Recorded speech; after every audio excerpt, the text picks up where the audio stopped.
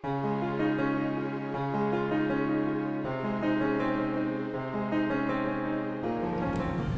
I think my goal, and I believe most attorneys' goals, would be to help people settle cases versus going to trial.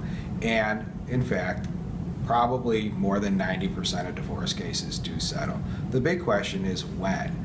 You can settle early on, and that's probably in most cases favorable to you, or you could settle the morning your trial is ready to go forward.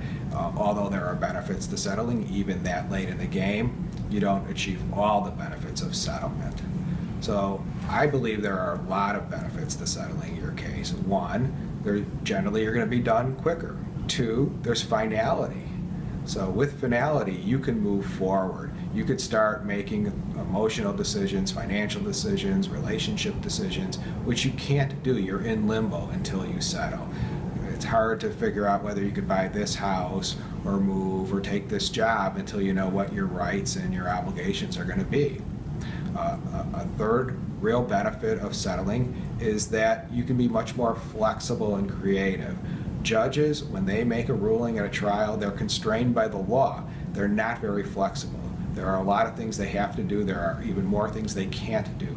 But if you settle your case, you can be creative, you can be flexible, you can include things in your agreements that a court would never do. And that's a real big benefit. Tax things and parenting decisions and all kinds of decisions that the two people can make that a judge will never make. Parenting is a big reason for settling cases.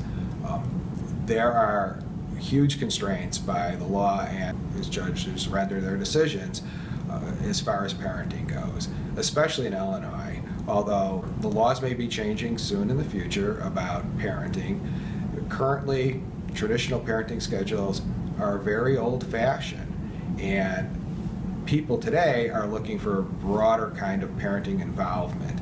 So settling your case will allow both parents to participate in raising their children in a fashion that is more akin to the way they were doing it when they were intact families, and it provides a lot of stability for families moving forward and results in children feeling comfortable and safe.